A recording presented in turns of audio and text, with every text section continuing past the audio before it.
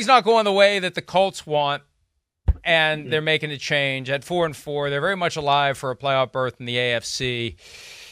Take me through the pros and cons and just the thought process. You got a young quarterback who was raw coming in. He needs to play. He's playing, but he's not playing well enough, consistently enough. The team is good enough.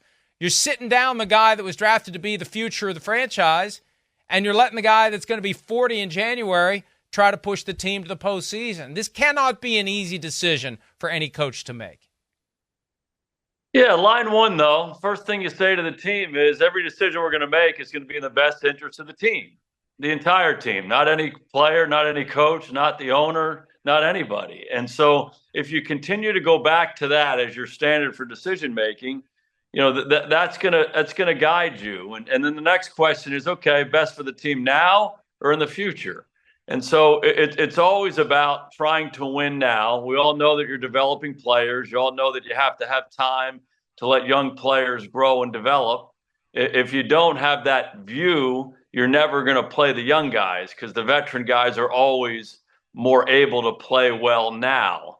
But, so you're always, going back and forth on that part of the decision. But, if you look at the decision to draft him in the first place, and you said it, he's raw. He played 1 year of college football as a starter. Let's go to Washington.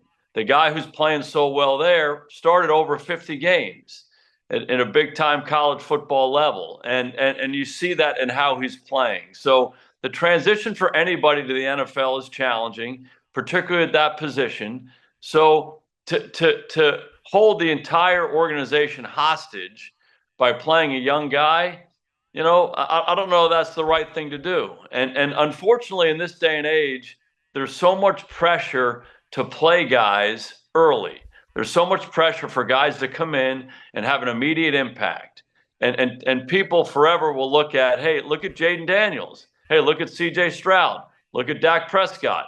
Look at Ben Roethlisberger. Well, there's a whole lot of other guys who haven't had that kind of success in the first year of their career. So I think for me, the macro evaluation of this is pull back, understand where this guy was. If you really believe that this guy's the best quarterback to take at number 4 in the draft, you have to understand that this is a 10-year decision. So you shouldn't fall prey to the pressure of saying, okay, wow, he was amazing in the OTA practice. He threw the ball all over the place in training camp. Understand the job that you're asking him to do. And if you put him out there, this is not an improbable outcome for a guy to have these growing pains. So I'm an advocate more of saying, let's pull back. Let's make the Jaden Daniels the exception. And let's pull back and let these guys grow and develop, and they'll be more ready to play when they do get their opportunity. The problem, though, is you don't know until you put the guy out there. And there's this idea that once you put him out there, you can't bring him back, that in some way it's going to mess up his development. Well, we've seen 2 teams do it this year, the Panthers with Bryce Young and now the Colts with Anthony Richardson. But that's the problem. Number one, you don't know whether a guy can do it until you ask him to go do it. And then number 2, if you got a guy who's raw like Anthony Richardson with 13 college starts and he needs those reps, at some point you just have to say, we're going to let him continue to take those reps, even if it keeps us from winning games that the veteran Joe Flacco might win. It's a tough spot. Because in this day and age, when you take a quarterback high, you know what the expectation is. And if you're not ready to go all in with that guy, then you need to take somebody else with the 4th overall pick. Well, if you're making decisions based on what's in the best interest of the team and you're not feeling some sort of outside pressure to make decisions, you're going to make the right decision more often than not. Look at Kansas City. It's the best recent example. Patrick Mahomes is taken high in the draft. Kansas City trades up to get him, and they say, almost on day 1, they said, you're going to sit, Alex Smith is going to play. And he sat the whole year. He started the last game, and it allowed him to develop. You watch an NFL quarterback, a seasoned veteran, go through his preparation. You watch him in practice. You watch him after practice. You watch what he does at night. You watch how early he gets there in the morning. You watch how he interacts with his teammates, and you learn and you grow, and you're getting better. You're understanding the offense more. You're understanding defenses more. You're developing and refining your skills more. And then when you get your chance to play, you're going to be that much more ready. Are you going to take your lumps once you start playing? Absolutely. Everybody does. That's the nature of the game. But I think you have more armor.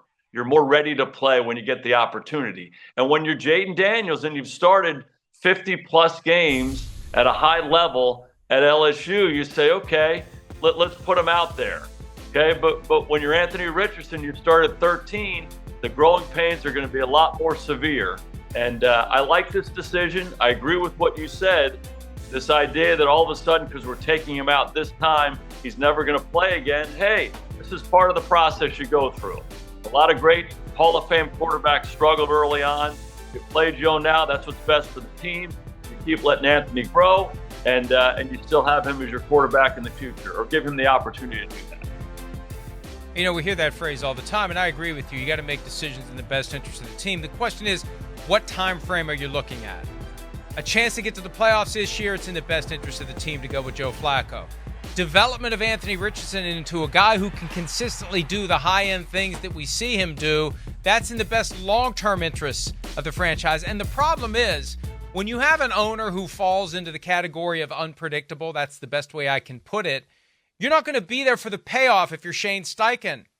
If you stick with Anthony Richardson this year and they don't make the playoffs and he finally figures out week 17 what it takes to be a great professional quarterback, but Jim Irsay decides to fire the coach after the season, what's the point? So I agree with best interest of the team. I just think in a case like this, how you define the time period is critical to making that decision. No doubt. And I think you have to look at the rest of your team. I think you have to look at where you are.